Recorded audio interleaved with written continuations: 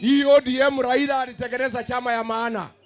Hiyo ODM ya Raila Odinga ndio ilikuwa anatetea wa Kenya. Lakini Kasongo amenunua kwa Gladys Wanga, Junet Mohamed na Oburu Odinga, ya kwamba leo kama Raila Odinga angekuwa hai, ODM ndio ingeongoza kutetea bei ya mafuta iende chini. Kweli ama uongo?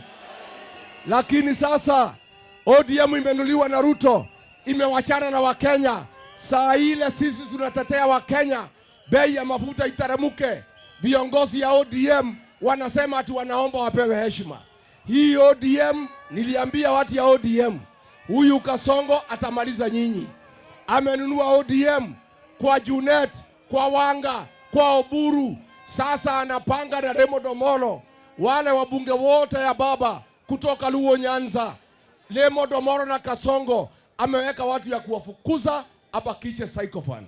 Watu ya ODM, mimi napatia nyinyi advice kama Mkenya. Huyu Kasongo hamjui yeye. Uliza mimi, uliza watu ya Mlima, sisi ndio tunamjua. Huyo mtu amepanga kumaliza chama yenu. Amesema wale wabunge wote ya baba, wale ambaye wako na msimamo ya kutetea wa Kenya, wote wafukuzwe. Ametoa pesa, amepatia Raymond Omolo. Ameweka guns ya kufukuza wajumbe wote ya ODM.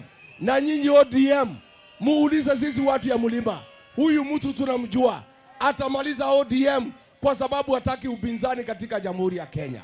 Na mimi naomba watu wafuasi wa ODM, huyu Kasongo akimaliza ODM, msikuwe na wasiwasi.